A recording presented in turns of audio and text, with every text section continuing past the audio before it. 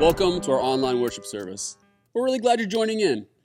It's our hope that this experience will allow you to become more aware of God's presence with each of us, right where we are.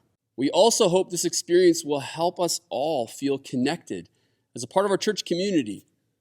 I know we all miss being together dearly, but I also know that joining in online with all of you each Sunday morning, it fills my own heart, and it reminds me that I am a part of a beautiful extended family. So thank you for being here and doing your part to keep our community connected. I also want to say a special welcome to anyone who might be new to our Lakeview community. We're thrilled you're joining in, and we'd love to connect with you. Please feel free to say hi in the chat, let us know you're new, or you can fill out our connection card. There's a connect button. It's going to show up in the chat. Just take 2 minutes and let us know how we can get connected with you. Throughout the morning, we'd love to have everyone engaged in the chat. Feel free to say hello to others who are participating, and if you'd like to connect directly with one of our pastors, just click the prayer button. So we're in our 4th week of our teaching series, How to Wage Peace. And if you're jumping into the series fresh, you should know that we're doing things a little bit different in this series. Each week, Joe has been interviewing guests who have special expertise in this area. And if you missed the previous conversations with Chris and Dustin, I highly suggest you go back and check those out on our YouTube channel. On top of the interview, each week our guests are joining us for live Q&R at the after party when the service ends. Can I be honest? When we made the shift to these online services, the idea of having a community Zoom call at the end was like a toss-in. We weren't really sure why we were doing it, and we had no idea if anyone would want to join in. But what we have discovered is those 30 minutes of connecting as a community are pure gold. So let me say, if you haven't checked out the after party, you really should join in. But Curtis, you don't understand. I'm done with Zoom. Yeah, no kidding. We all are. But guess what? It's the best we got. And honestly, the after party has been amazing. Last week, we got a close-up of Scott Tekenowicz's mustache, and it was glorious. We also got to meet Scott and Cheryl's new baby boy, which was also pretty great. Anyway, you should come check out the after party. And in this series, you will have the chance to ask our guests your questions in real time. It's going to be great. Before David leads us in song, we have a special addition to our service. We thought it'd be fun to share some stories from our community about the good things that have been happening while we've been apart. So we are thrilled to share the story of God's goodness with our church.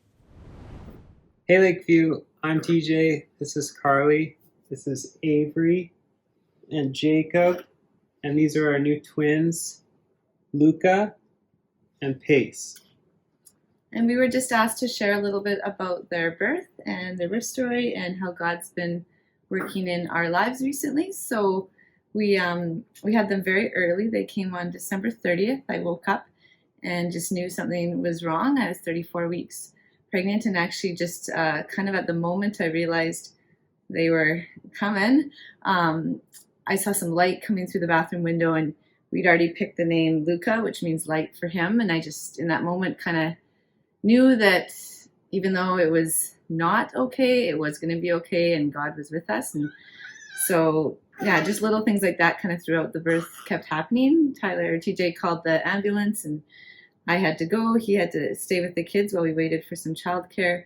So it was a little scary on my own in the ambulance. But the first person I saw at the hospital was a nurse who just randomly picked up a shift, but a good friend of mine, probably the only nurse I know in labor and delivery, happened to be there. And she stayed late into her shift the whole time just to be with me, and she let TJ know that I was okay, and he made it just moments before the birth, like things slowed down enough that he could be there, my doctor could be there, just little things like that just worked out. The twins cooperated. They were lying transverse before, which meant it was going to be a little bit of a scarier situation for them, especially if they came in the ambulance. But yeah, they both ended up being head down and had a great kind of little birth. And we were in the NICU, but they've now finally got to be home. There was a week there when one was in and one was out. And I think a big thing throughout that whole time even as well is just feeling loved by God. Just even the day they were born, there was a twin mom from Lakeview who just texted me out of the blue, hadn't heard from her in probably months. And just that day that they were born, just said, "Oh, I've been thinking about you lately. I know you're, getting about 6 weeks out from due date. How are you feeling?" And the exact day that I just had them. So little things like that, just showing us that people in our Lakeview community were thinking of us, and that God was caring for us through the chaos as they were in and out kind of the hospital, one in and one out especially.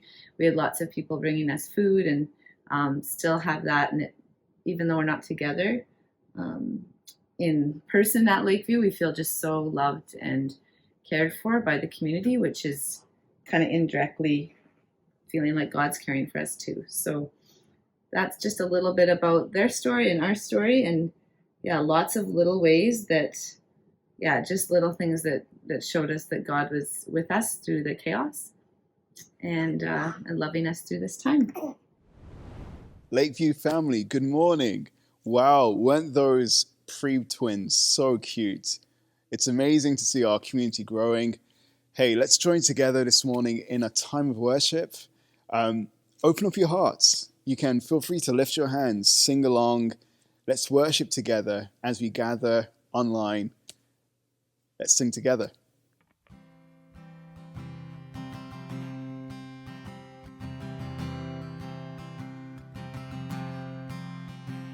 Oh, I've heard 1,000 stories of what they think you're like, but I've heard tender whisper of love in dead of night, and you tell me that you're pleased and that I'm never alone. You're a good, good father. It's who you are. It's who you are. It's who you are, and I'm loved by you. It's who I am. It's who I am. It's who I am. Oh, I've seen many searching for answers, far and wide, but I know they're all searching for answers. Only you provide, and you give what we need before we say a word. You're a good, good father. It's who you are. It's who you are. It's who you are, and I'm loved by you. It's who I am. It's who I am. It's who I am. You are perfect in all of your ways. You are perfect in all of your ways. You are perfect in all of your ways to us. You are perfect in all of your ways. You are perfect in all of your ways. You are perfect in all of your ways to us. Your love so undeniable, I can hardly speak. Peace so unexplainable, I can hardly think as you call me. Deeper still as you call me. Deeper still as you call me. Deeper still into love. Love, you're a good, good father. It's who you are. It's who you are. It's who you are, and I'm loved by you. It's who I am. It's who I am. It's who I am. You're a good, good father. It's who you are. It's who you are. It's who you are, and I'm loved by you. It's who I am.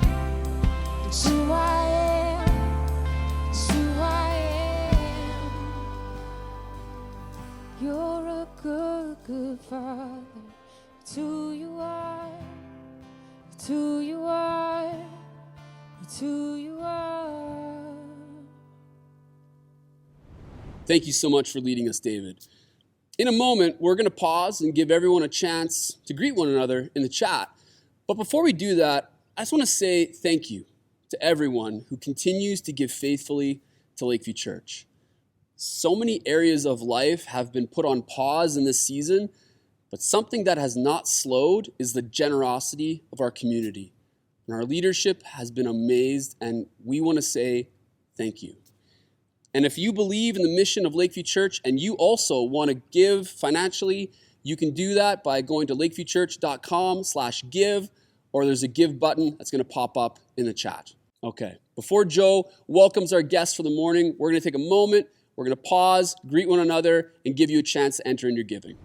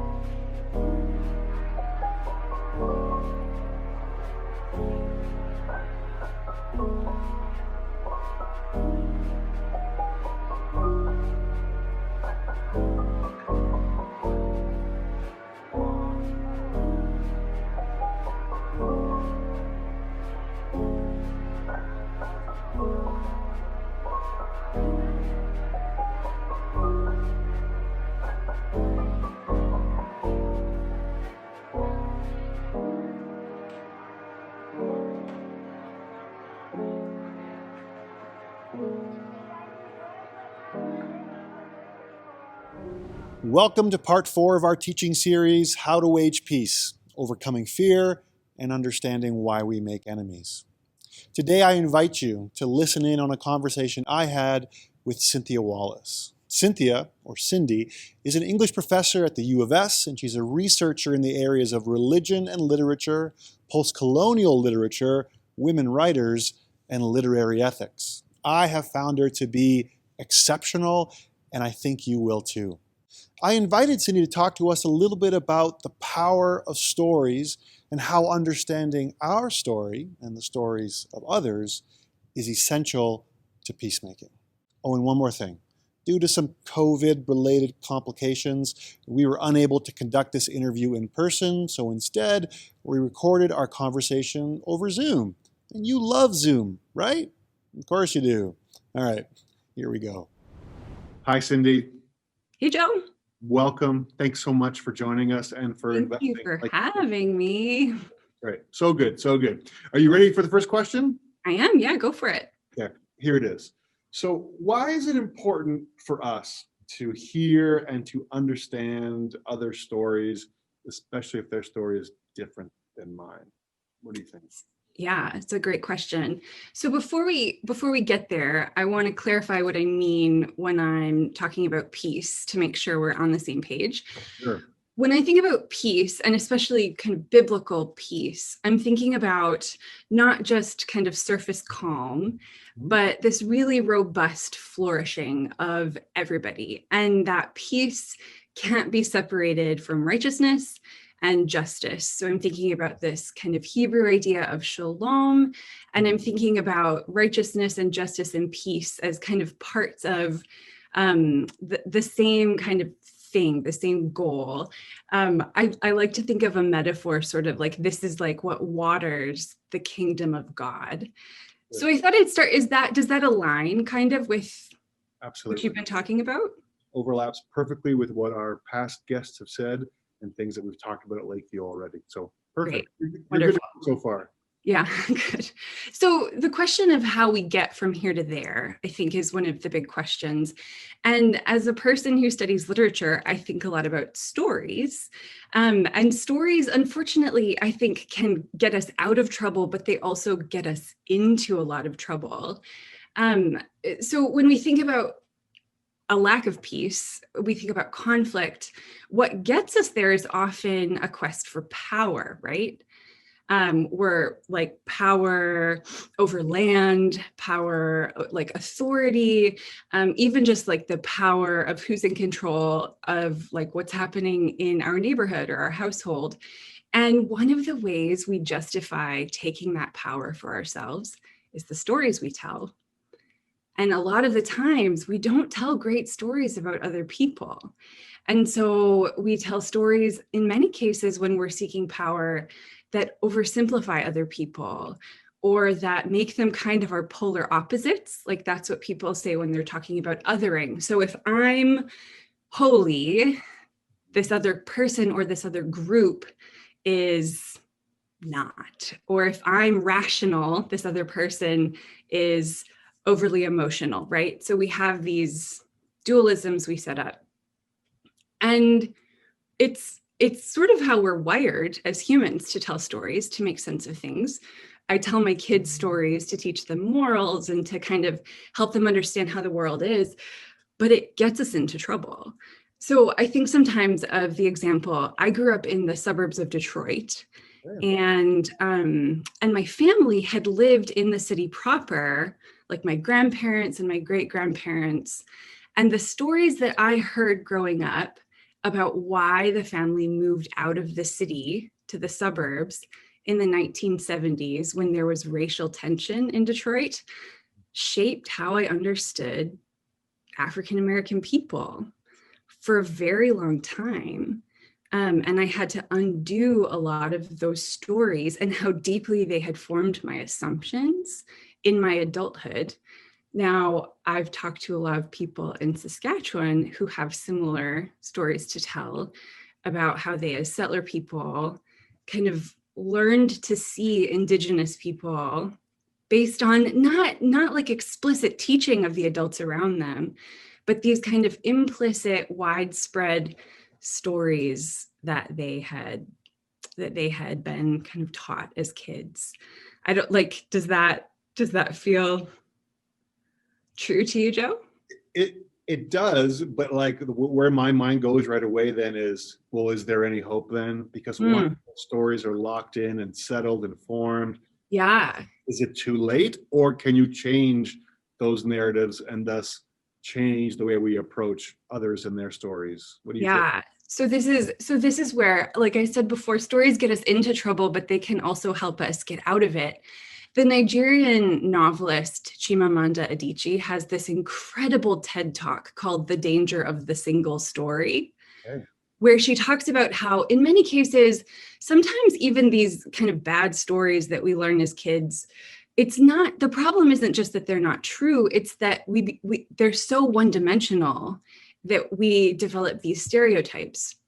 So maybe our problem isn't even that we like think less of another people group, it's that we can only see their suffering. That's one example she gives, like for people from Nigeria, where we're like, that's not an authentic African story because it's about people, like middle-class people flourishing. There were editors who would say to her, like, this isn't an African story because she wrote about her like comfortable, affluent life, right? So we get these expectations. So the fantastic news is that there are so many stories to be found. And especially now, we have so many ways to access better and more diverse stories of people that maybe we don't know a lot about, or that maybe we have developed kind of biases or prejudices against. So as a lit prof, like I definitely think immediately of, you know, novels and poetry and short stories and the books I assign in my classes. But if you're not a reader, like it's like you can find documentaries, right? You can listen to podcasts. You can seek out stories of places that you maybe weren't thinking about. An example I've been thinking about is like, how often is our Canadian news coverage of COVID just about Canada? Like, do I know what's happening in Ecuador? Right. Do I know what's happening in Nepal? You know, like we can go looking for stories that disrupt our kind of tunnel vision, but also that complicate our picture of people that we maybe learned to think badly of. So. And that's good. And you use a key word again that's shown up over and over again through this series is like disruption, meaning you break out of a cycle, you see it from a different point of view. But my two questions back to you would be this: why should I care what COVID is doing in Ecuador? And then beyond that, whenever I hear another story, someone else's story, and this could just be me, I don't think it is, but I quickly go into comparison mode, right?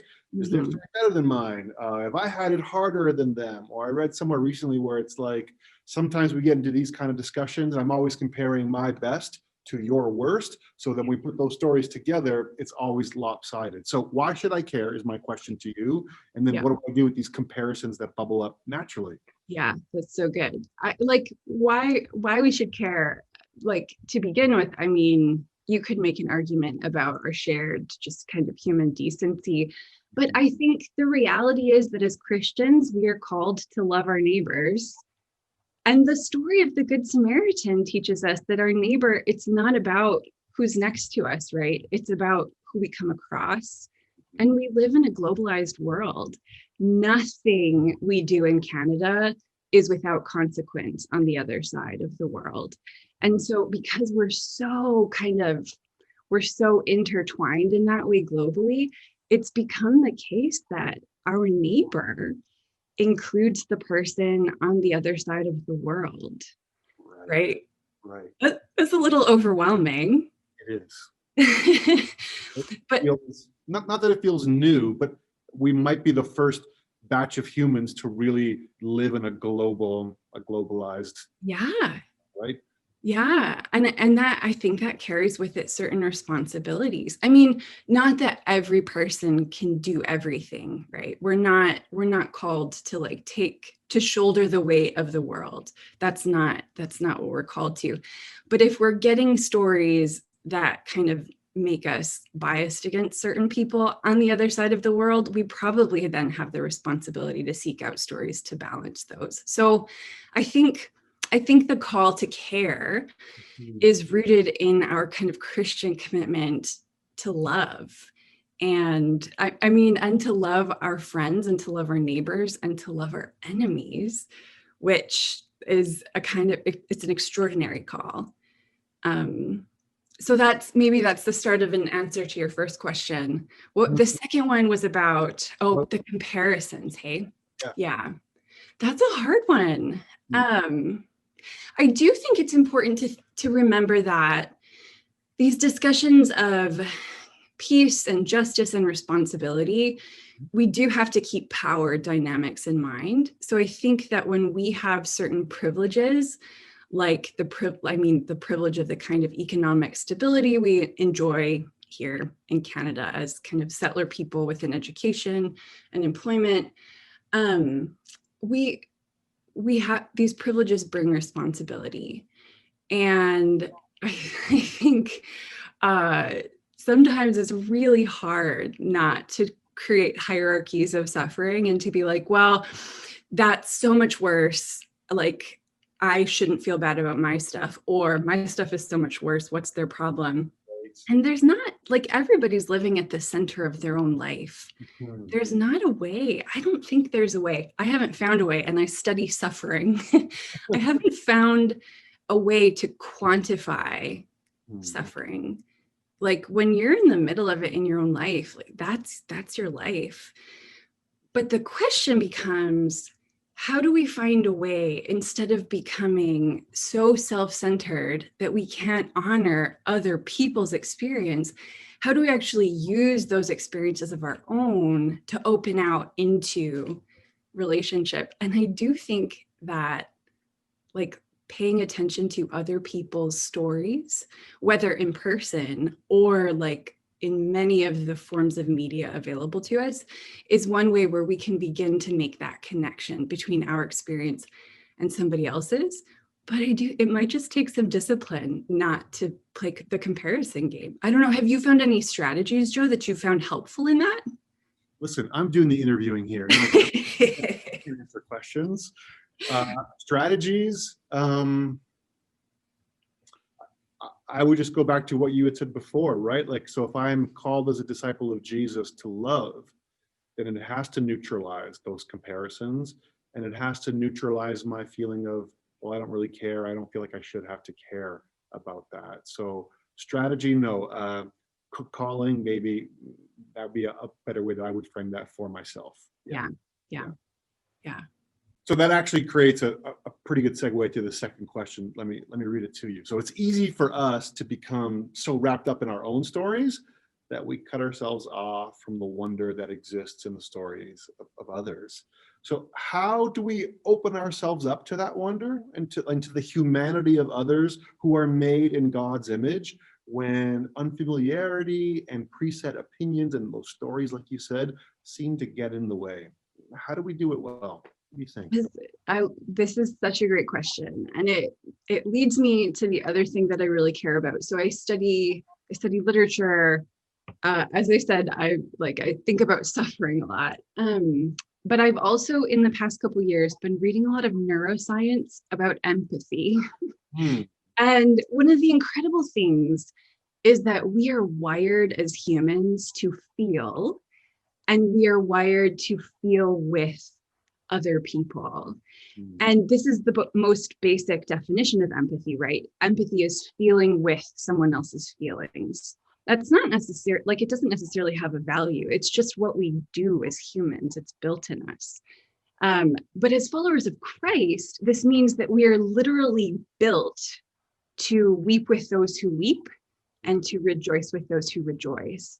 And that, I find that really encouraging, because it means that this command is something we already have the kind of capacity to do. It's kind of like in the structures of our brain.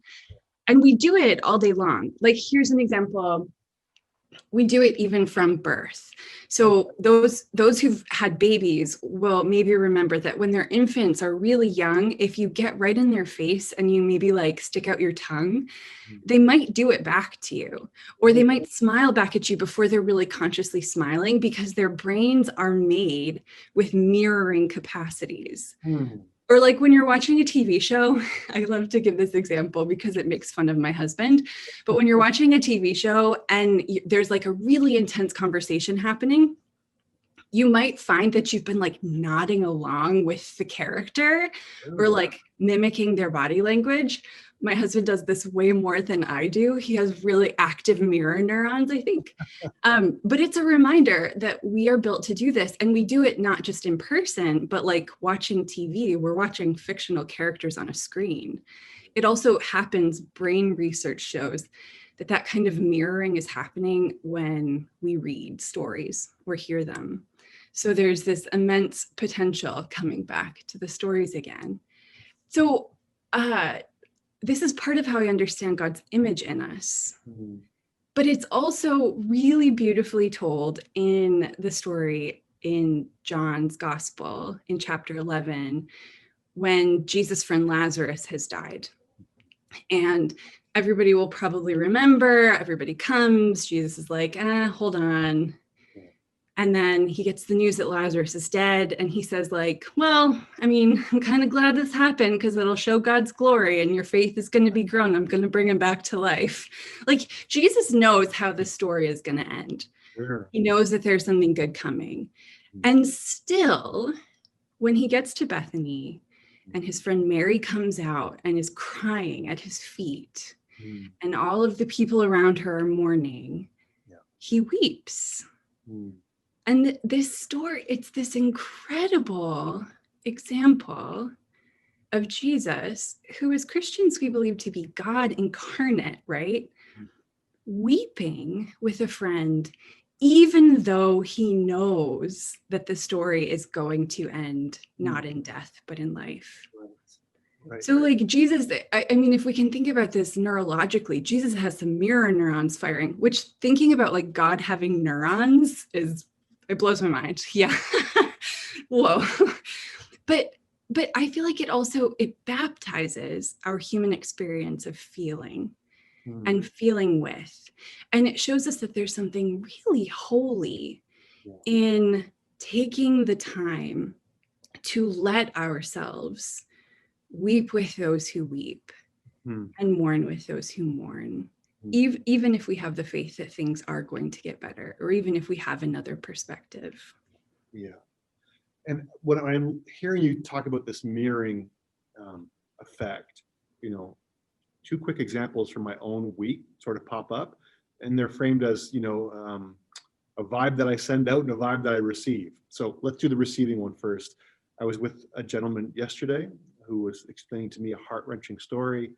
As his eyes began to water and his voice started to shake, my eyes began to water, and it changed how I was sitting, holding myself in that room, and it happened automatically. Yep. So I received that, but I also recognized that I send vibes out. So another example, confession, you and me, I'm driving, I feel like somebody has done me wrong, and my road rage kicks in, and I lean on the horn. So I've started something, and then that reaction happened in the car in front of me, and the dude slams on like his brakes, so I'm coming in like really close. So then for you and I, when we think about stories and other people, whether we agree with them or not, whether their stories is like us or not, these vibes that go out and these vibes that we take in, as Christians, do you think we are responsible to expose ourselves to other stories, expose ourselves to other people? And then what do we do with those feelings that we receive and those feelings that we emit? What do you think? Yeah, like I think, at least for me, like I've been exposed to certain parts of Christianity that don't have a lot of room for feelings. Mm. And where we sort of like, it's very rational, very in our mind, or we like bracket the hard stuff. And I think that this story about Jesus reminds us this is what it is to be a human. And it's not just that we're going to mirror good feelings or just kind of sad feelings. We're gonna mirror anger. It's all there. The question of what we do with that, I think, is a really important one. And it brings me to this other point about feeling with that I think is really crucial. So number one, just because you feel with somebody doesn't mean you're going to do right to them.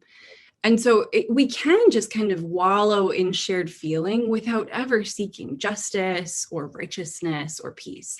So that's one warning. Sometimes it just feels good to feel, and then that's as far as we go.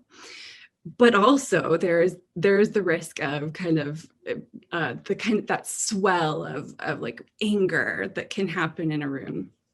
There's also a risk that we won't feel with people that we should be feeling with.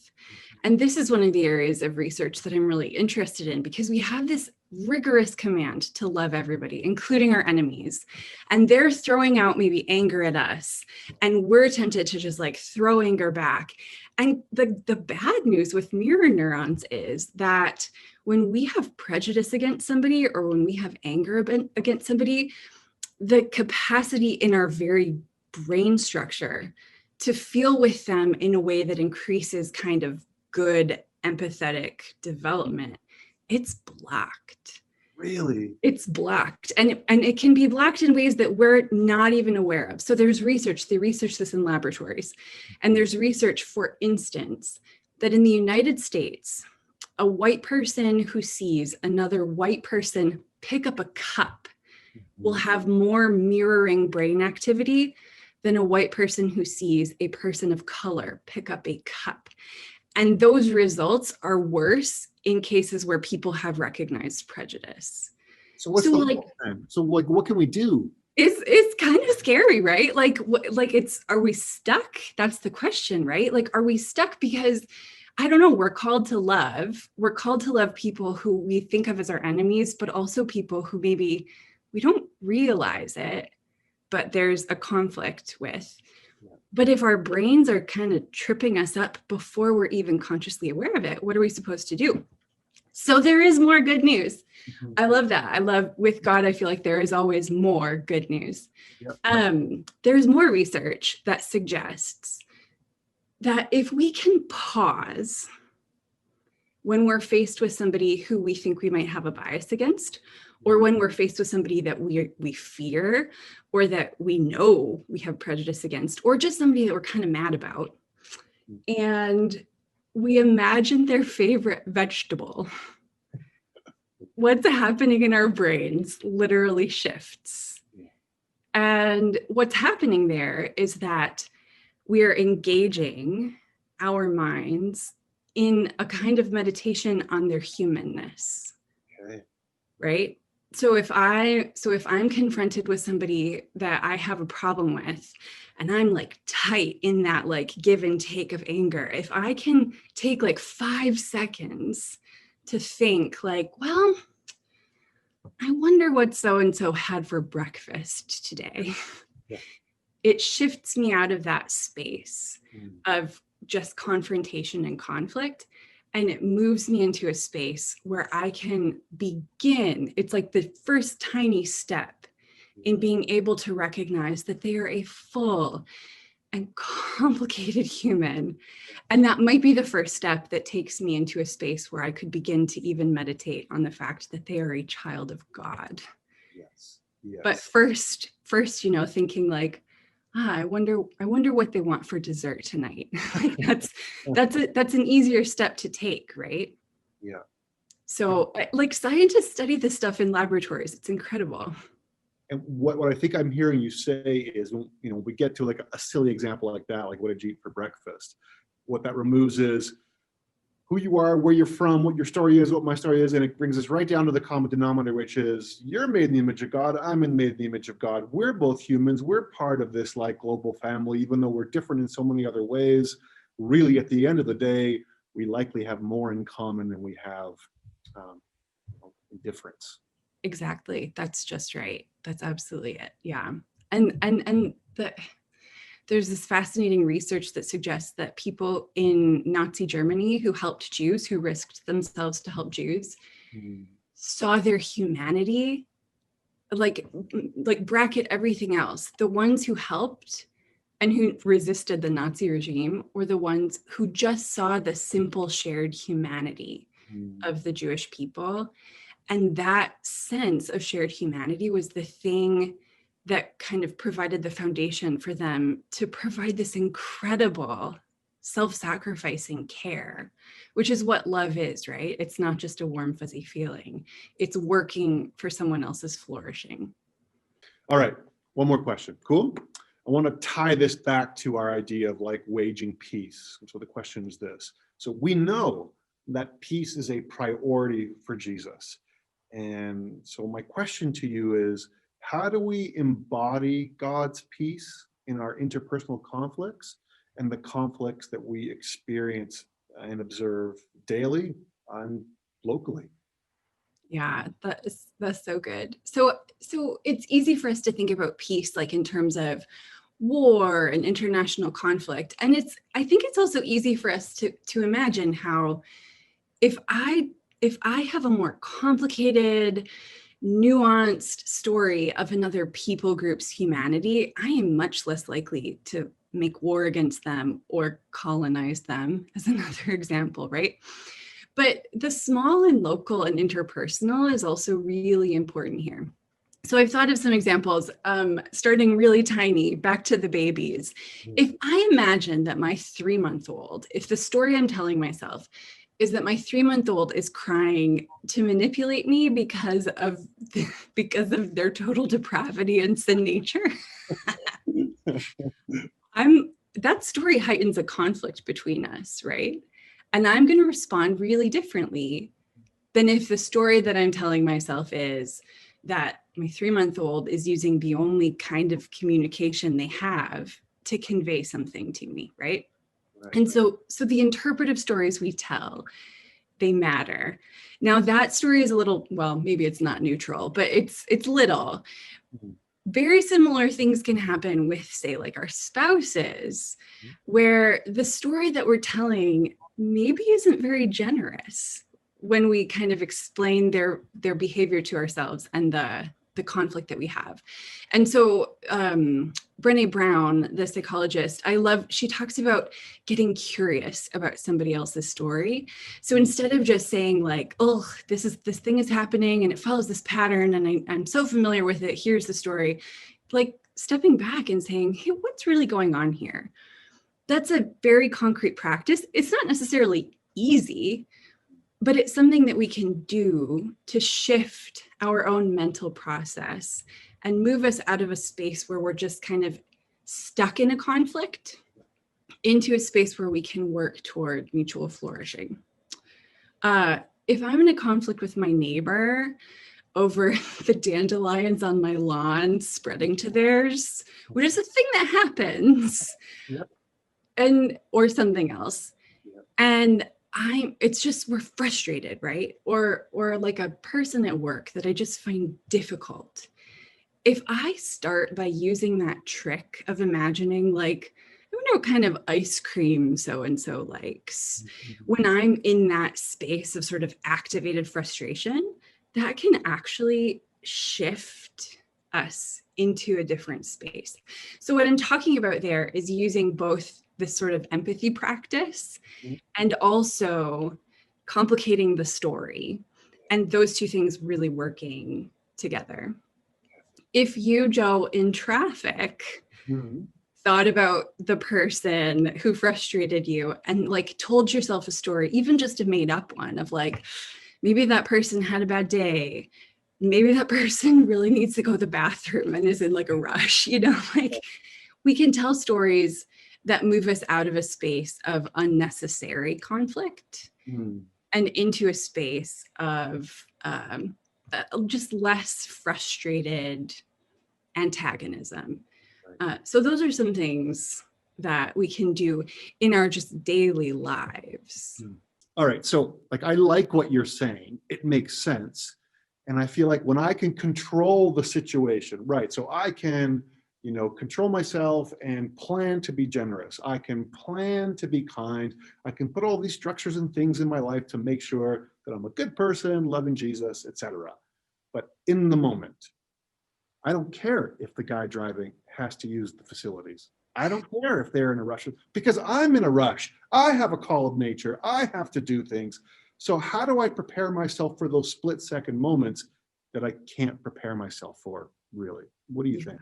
It's such an essential question, I think, because if we think about this kind of call to love, and we think about the call to peace, and we think about it as like white knuckling our way through our discipleship, there's not going to be any joy there. We're just going to fail a lot.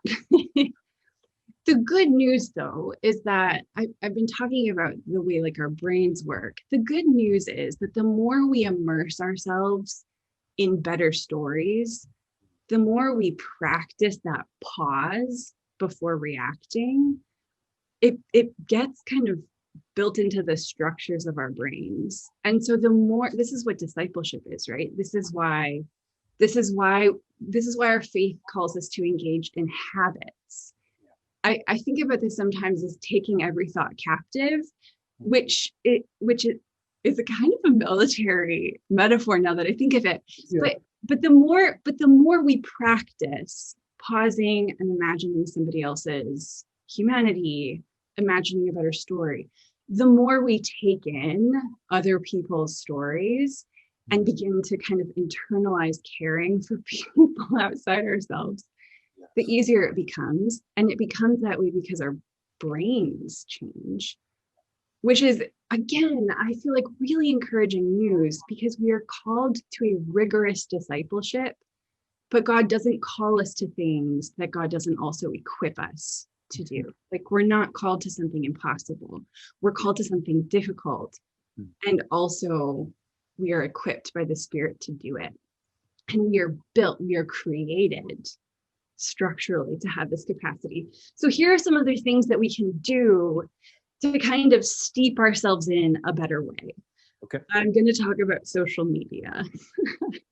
So on social media, one thing that we can do is resist the urge to reduce everything to a meme, because memes, they appeal to the most primitive parts of our brain that are rooted in fear and anger.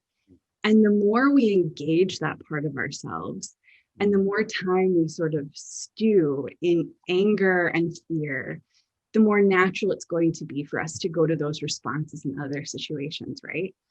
So this isn't about like a head in the sand approach. What I'm talking about is, instead of like hot takes and like quick, angry kind of reactions that make us feel good for like 30 seconds and then make us feel kind of terrible. Yeah. Engaging in like the kind of more complicated, nuanced discussions and debates and understanding. So if we're getting most of our news from like sound bites, we're probably not engaging in the more complicated, better stories. Yes. that's hard to take in because a lot of the technology is structured to be really short. Yes. And sometimes that's what fits in. And so there's a way in which we're kind of going against the way our society is increasingly built. So it's countercultural. But I think if we want to love, and if we want to love our enemies, we have to have more nuanced understandings of where they're coming from. So that's one thing. Another thing, I mean, like seeking out different news sources, curating our Instagram feed so that there are more diverse people, right? Like, I'm a white lady. I have to work to make sure that I am looking into the lives of people who are different from me, who maybe share interests, but have other kinds of diversity, right? Like that enriches my understanding of what humanity is, right? Finding ourselves spaces that aren't just echo chambers. You know, if you're a reader, reading a book outside your normal genre, or reading a book by an author who's like kind of different from what you usually do, watching movies that are kind of a little bit further afield, basically switching it up so that we don't keep in the space of tunnel vision, but we begin and kind of grow in the recognition that God created an incredibly rich and diverse world. And it's not just like me and them, Right. It's us. Us. Yeah. It's good. Does it seem possible though, Joe? Does it sound too hard? It doesn't sound too hard, but it makes me take a step back and realize you're right.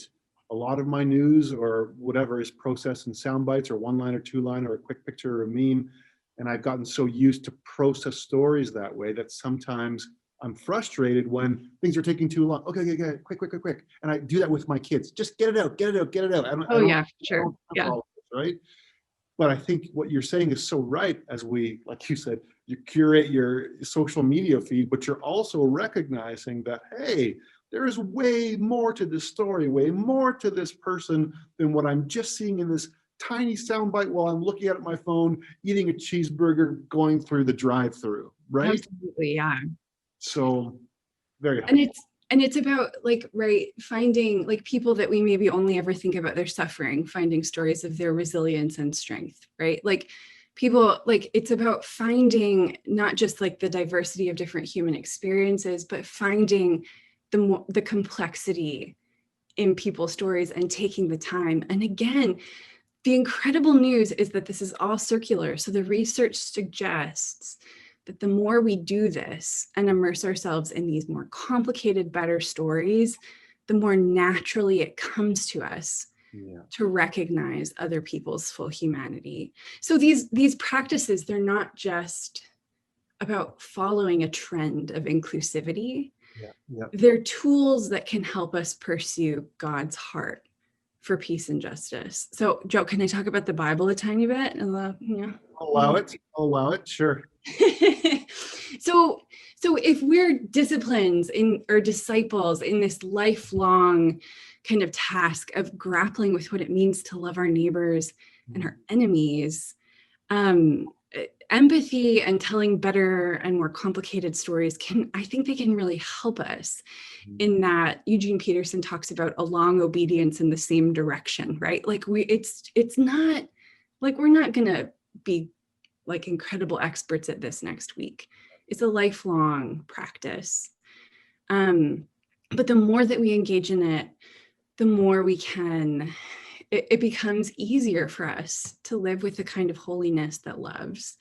And again, not just like dwelling in warm, fuzzy feelings, but working toward other people's flourishing. And so again, justice and peace being two sides of the coin. So Jesus gives us, again, this incredible example of weeping with those who weep. I love that the story of turning water into wine, right? The first miracle in John is a story of rejoicing with those who rejoice, right? He shows us the gamut. And so both of these stories are really embodied and communal. But I also love what Paul writes about Jesus in Ephesians chapter 2, when Paul says that Jesus is our peace. And Jesus destroys dividing walls of hostility. And Jesus reconciles all people to God through the cross. And through the cross, even further in Ephesians 2, Paul writes that Jesus, I'm looking at my notes to make sure I had this right. Jesus put to death the hostility between Jews and Greeks in the cross. And he preached peace to those who are far and to those who are near, which I feel like that can take us back to this globalization question. We are called to love those far and to love those near. We are called to live in the reality of peace that Jesus already made. And those who he calls, he equips through the Spirit. And that equipping is enlivening these built-in capacities that we are created with to begin with. Yes. And so there's this beautiful, it's almost like coming home to the way that God made us to be together. It's like a redemption of our humanness for us to see each other's humanity and to care for each other in this way, which that feels to me like kind of some of the most excellent news about how we can live together in the world. Absolutely. And I think you nailed it with the word you just used there, that built-in capacity. And you've talked about it this whole interview, where what's built in, how I see someone else, the story built in scientifically, biologically, how does my brain work? And then as Christians, we take scripture to heart and we build that into who we are. Yeah, you're right. We can do this. I'm hearing you say we can do this. We can do it. We can do it. We're called to it and we're empowered to do it. Amazing. Cynthia, thanks for sharing your time and your wisdom with our church community. And I'm really, really thankful that you did this for us today. Thanks. It was my pleasure. Thanks so much for the invitation, Joe. Okay, let's quickly summarize some of the big ideas from our conversation with Cindy. Number 1, the lack of peace is ultimately a quest for power. 2, widely accepted one-dimensional stories are dangerous. 3, immersing ourselves in better stories expands our awareness. 4, telling generous stories shifts us out of conflict. And 5, when we open ourselves to the wonder of other people's stories, we unlock our capacity to empathize. Wow, lots there. Allison, what can we do with all that we've just learned? So this week, Cindy basically did my work for me. She gave us so many practical tips for becoming peace builders and avoiding one-dimensional stories about other people. Because black and white stories keep other people in boxes and as a result, keep us from experiencing connection and empathy with one another. Those stories keep us from doing the sacred work of building peace. Now, the purpose of the practices that Cindy shared with us is to complicate and expand the one-dimensional stories that we have about other people. And here's a reminder of the tips Cynthia gave us for how to do that. First, read and engage the stories of people who have a different experience than you from their perspective. Pay special attention to those you've been told only one story about, or you've only heard a photocopy of their story, never from their mouths, but from other people interpreting their story. For instance, like most of you, I grew up on the prairies. In fact, I grew up in Wetaskiwin, Alberta, next to one of the largest reserves in Canada. I grew up learning a one-dimensional story about Indigenous people. I had Indigenous classmates and walked by Indigenous people every day on the street, but not once did I hear their story from their own mouths. And I have had to complicate that story by learning about Indigenous spirituality and reading Indigenous authors and theologians and absorbing the stories of residential schools and treaties and the Indian Act and the unique character of each separate nation within Indigenous populations. There's so much to learn, and sometimes it's really uncomfortable because I have to admit I don't understand or I've gotten it wrong, or because I can't make sense of things. But I have also been inspired and have reimagined what God is up to in the world because of the new stories I have heard. And I've also made new friends. So here's a really practical thing to do. Just read some books by Indigenous writers. We're going to put some on the list of resources this week so you know where to start if you're feeling new to this. And if they challenge you and feel uncomfortable, that's good because it means you're complicating the story. And when you hear a story that complicates a narrative that you hold about someone else, rejoice. Allow the narrative to be complicated because complication in another's story opens you up to listen and learn, and therefore opens you up to connection and empathy. Here's another helpful thing that I heard Cynthia say, but I've also heard from others. Read stories that highlight the joy and not just the suffering of others. When we hear only stories of suffering, it again creates that one-dimensional story, but it also sets up a power dynamic that keeps us from seeing others' shared humanity because it gives rise to feelings of pity rather than respect. So read stories of resilience. Read about culture and music and food and clothing from other people groups. I've been reading a novel by a woman from Nigeria set in Nigeria. And as she writes about the Nigerian experience, I am sent back again and again to the internet to figure out what's going on. What is a mandrake? How do they prepare it? What is an adire bubu? It's a comfy shift dress that also looks beautiful. What kind of houses do Nigerian people live in? It's teaching me so much. Another practice that Cindy suggested to us is that when you meet somebody that you might find hard to relate to, or you find anxiety or fear rising up in you, ask questions that remind you of your shared humanity. Questions like, what's their favorite vegetable? Remind yourself that while we all have a different experience of the world, we also share so many things.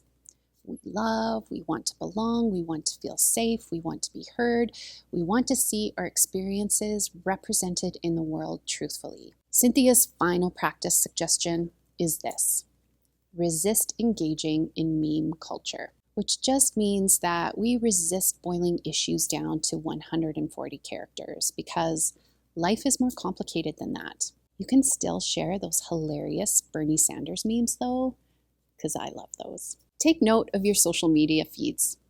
Are they full of one side of an issue? Do you need to open yourself up to new perspectives and ways of seeing things?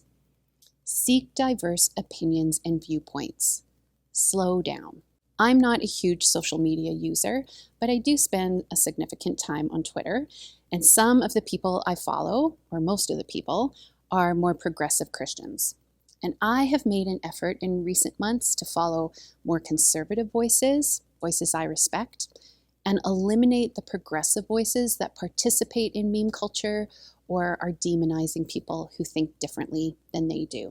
So, those are the practices that help you complicate the stories that we might tell about other people. But that's a hard thing to do if we haven't faced into our own complicated stories.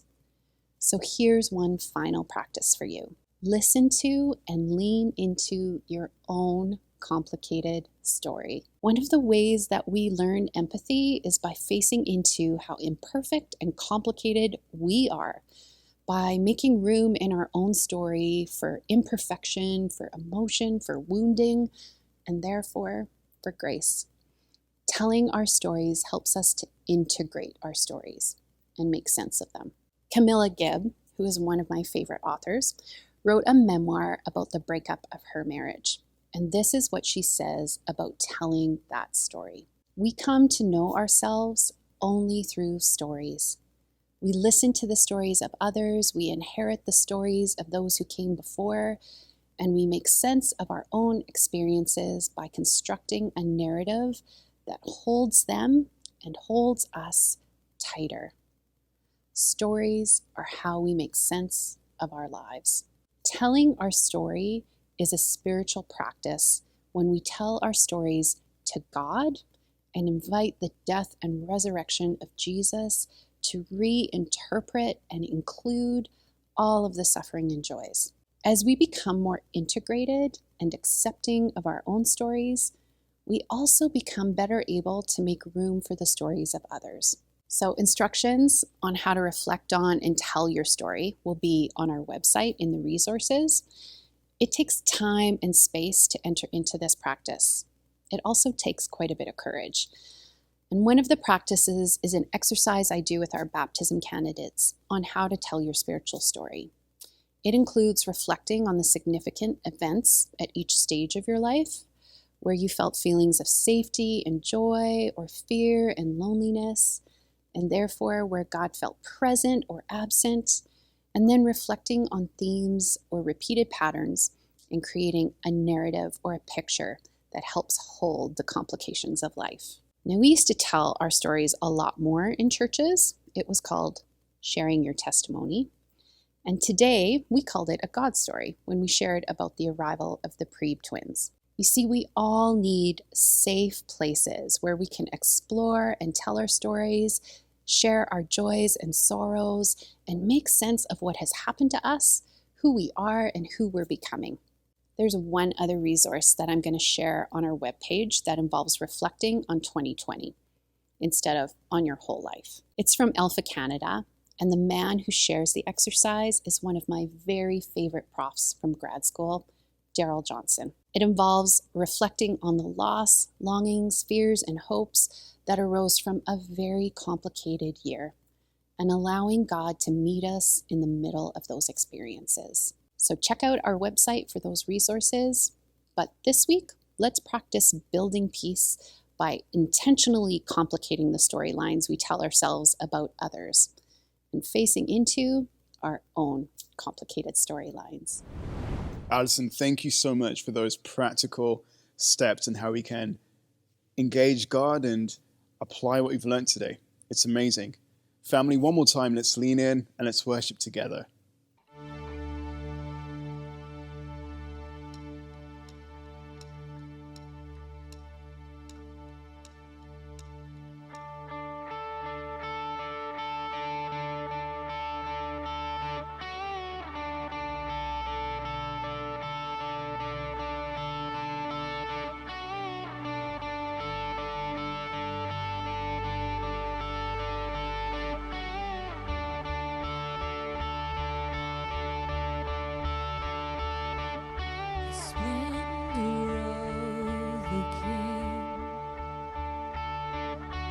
Clothed in majesty, let all the earth rejoice, all the earth rejoice. He wraps himself in night,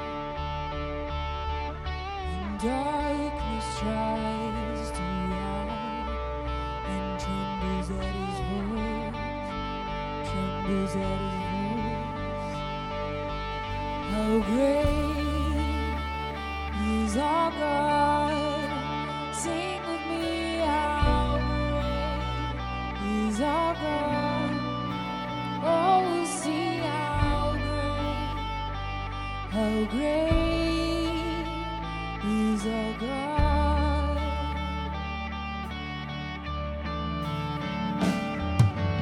Age to age he stands.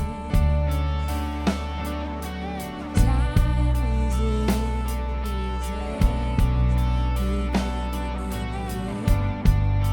beginning and end. The God of three and one,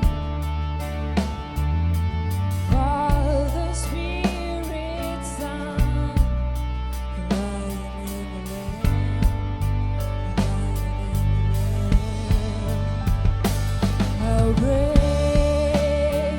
is our God? Sing with me, how great is our God? And all will sing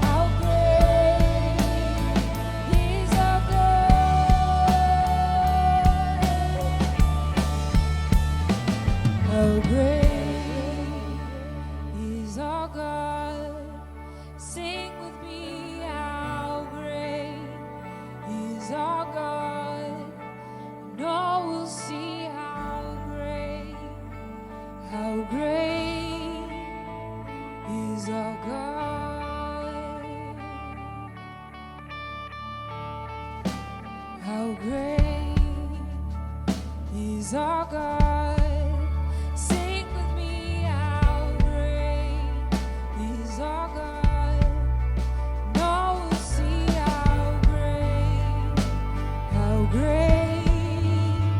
is our God.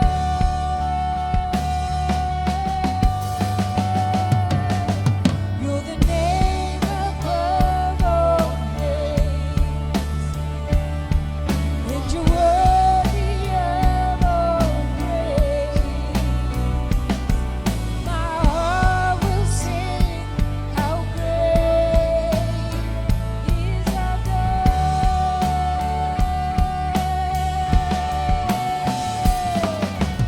Name above all names, and you're worthy of all praise. My heart will sing how great is our God.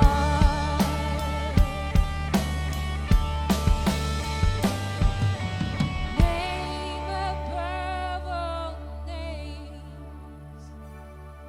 and you're worthy of all praise.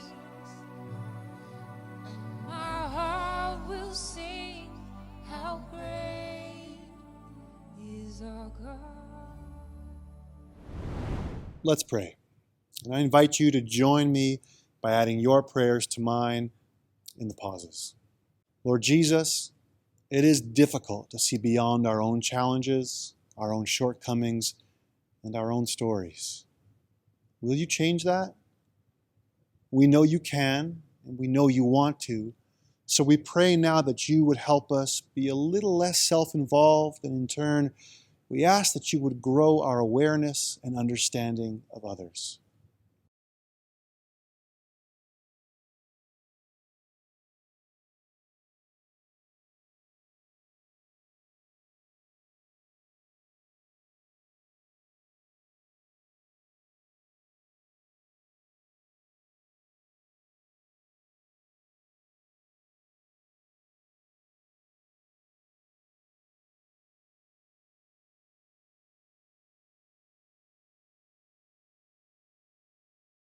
Jesus, we know that we've told stories, shared stories, made up stories, and even embellished stories in a failing effort to give us an advantage over others.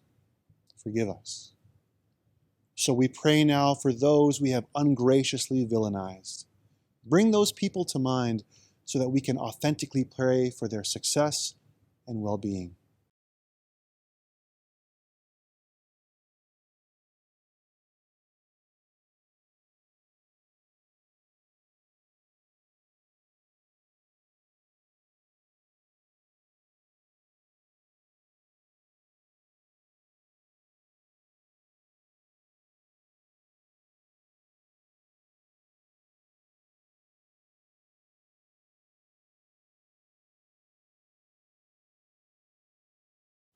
Jesus, we turn our attention now to the stories that make up our city, province, country, and world. We ask that you would inspire us to seek out and tell generous stories, moment by moment. Help us to see how our stories fit in to your story.